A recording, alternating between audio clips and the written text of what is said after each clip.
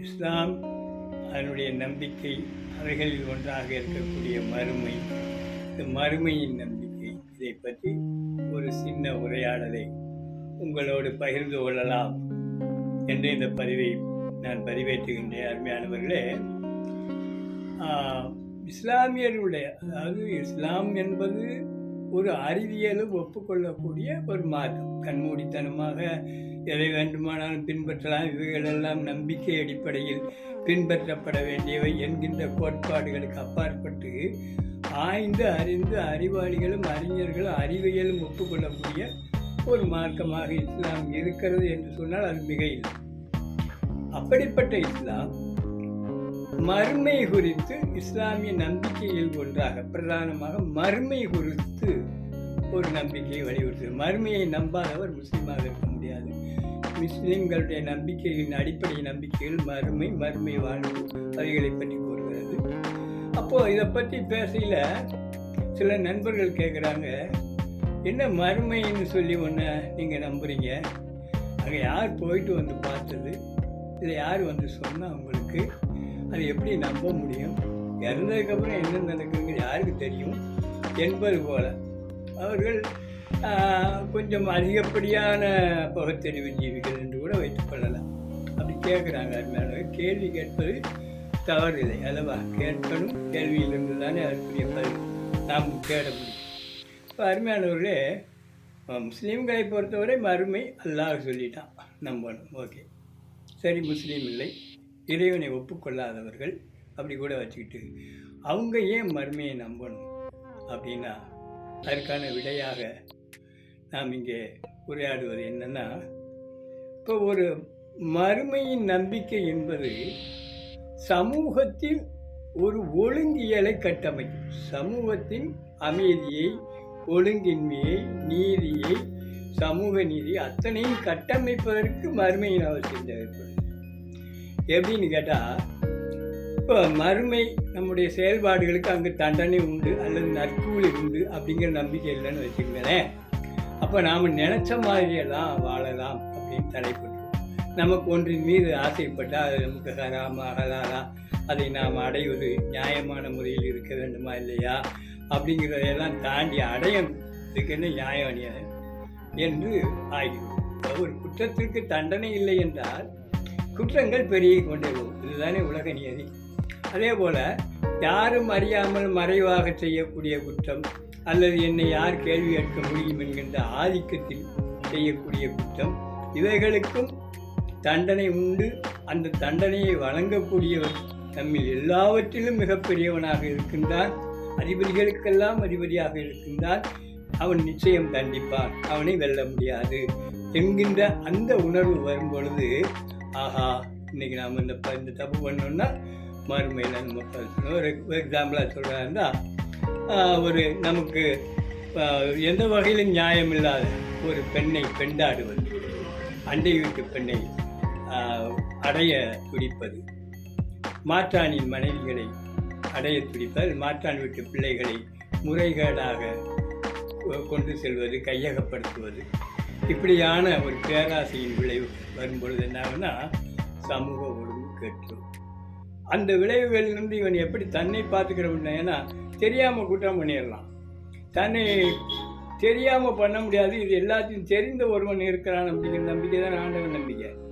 அப்போ அந்த ஆண்டவன் இந்த குற்றத்தை கண்காணிப்பான், கவனிப்பான், இதற்குரிய தண்டனையை கொடுப்பான் அப்படிங்கிற நம்பிக்கை வரும்பொழுது இந்த வகையான ஒழுக்கக்கேடு, அத்துமீறல் இவைகளை செய்ய மாட்டோம். ஏன்னா அதுக்கு தண்டனை இருக்குது. சரி, இது பெண்கள் விஷயத்தில், ஒழுங்கியல் விஷயத்தில் மட்டுமான அப்படி இல்லை. ஒருவருடைய உரிமை, அவர் நம்மக்கிட்ட வந்து ஒரு பெரிய தொகையை கொடுத்து வச்சுருக்காரு.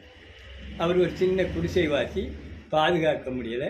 அண்டை வீட்டில் ஒரு பெரிய பணக்காரங்க இருக்காங்க, இவங்கள்ட்ட கொடுத்து வச்சா அவங்க பெட்டகத்தில் பத்திரமா வச்சுருப்பாங்க, அவங்க லாக்கர்லாம் வச்சுருப்பாங்கன்னு நம்பி கொடுக்குறாரு.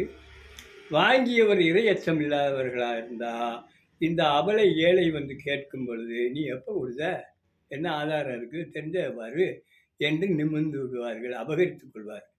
ஆனால் அந்த அமானிதத்தை திரும்ப ஒப்படைக்கவில்லை என்றால், ஒருத்தர் அமானிதமாக கொடுத்து வச்சதை ஒப்படைக்கலைன்னா அதற்கு மாபெரும் தண்டனை மறுமையில் இருக்குது. அங்கே வந்து நம்ம எதை சொல்லியும் தப்ப முடியாது அப்படிங்கிற ஒரு இரையச்சம், ஒரு மறுமை நம்பிக்கை கொண்டவர் அவருடைய உரிமையை கொடுத்து விடுவார். அப்போ அங்கே மனிதனுடைய உரிமையும் நம்பகத்தன்மையும் பாதுகாக்கப்படுகின்ற பொழுது மனித நேயம் வளர்ச்சி அடையும்.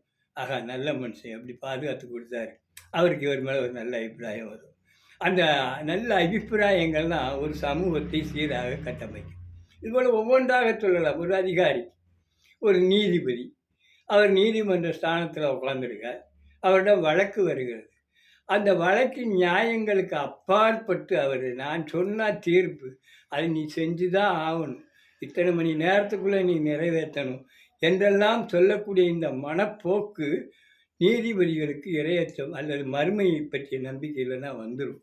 அப்போ அவங்க என்ன பண்ணுவாங்க, அவர்களுக்கு யார் வேண்டியவர்கள், அல்லது அவர்கள் எந்த ஒரு சித்தாந்தம் சார்ந்து இருக்கிறார்கள், அல்லது அவர்களுக்கு ஏதேனும் ஒரு சாயல் அவர் உள்ளத்தில் ஓடிக்கொண்டிருந்தால் அது சார்ந்து நீதியை நியாயத்தை புறக்கணித்து விட்டு ஒரு தீர்ப்பை வழங்கி விடுவார். ஏன்னா அவரை யாரும் கேட்க முடியாது. அவருக்கு மறுமை இருக்குது.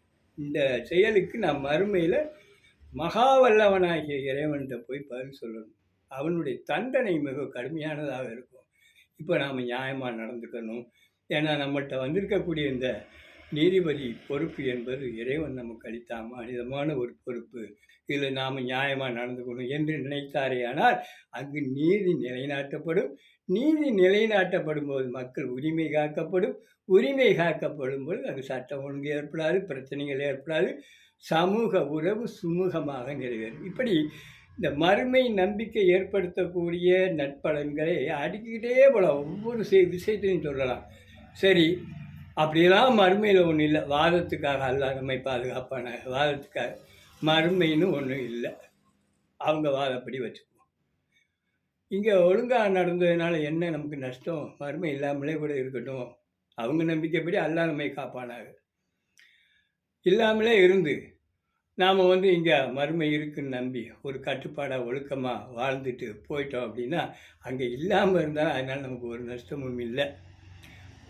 ஆனால் உண்மையாக அங்கே இருக்குது. அப்படி இருக்குது, அதை நம்பாமல் நாம் இங்கே ஒன்றும் இல்லை, அதெல்லாம் ஒன்றும் இல்லைன்னு சொல்லி நம்ம தாந்தோண்டித்தனமாக எடுத்தேன் கவிழ்த்தேன் தனமாக வாழ்ந்துட்டு போயிடுறோம்.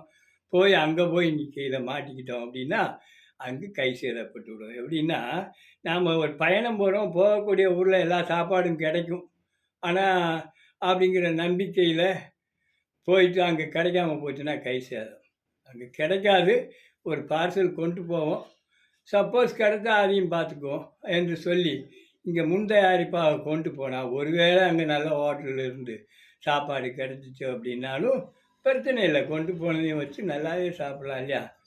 அந்த மாதிரி தான் மறுமை உண்டு என்று நம்பி வாழும் பொழுது அந்த மறுமை நம்பிக்கை என்பது அறிவியலாக யோசித்தோமையானால், அறிவியலாக விவாதித்தோமையானால் சமூக ஒழுங்கையும் அமைதியையும் சமூக நல்லிணக்கத்தையும் மனித உரிமைகளையும் பாதுகாப்பதற்கு மறுமை நம்பிக்கை என்பது பெரும் பயனுள்ளதாக இருக்கும். இன்ஷா அல்லாஹ் அடுத்து சந்திப்போம். அஸ்ஸலாமு அலைக்கும்.